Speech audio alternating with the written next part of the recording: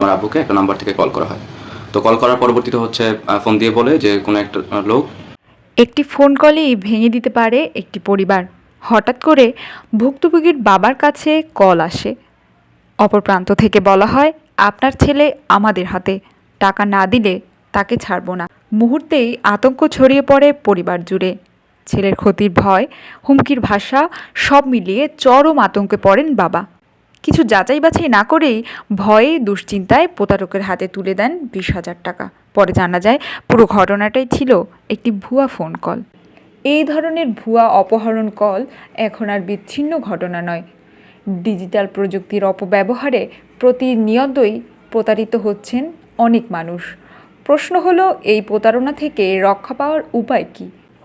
Digital ডেমোক্রেসির জায়গা থেকে আসছে সচেতনতার বার্তা।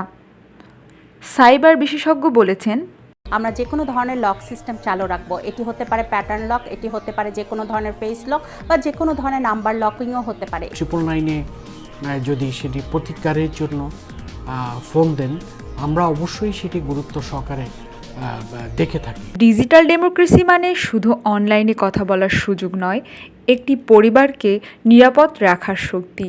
একটু সচেতনতা, একটু ধৈর্য আর সঠিক তথ্যই পারে একটি ভুয়া ফোন কলকে পরিণত হওয়ার থেকে রুখে দিতে একটি পরিবারের দুঃস্বপ্নে।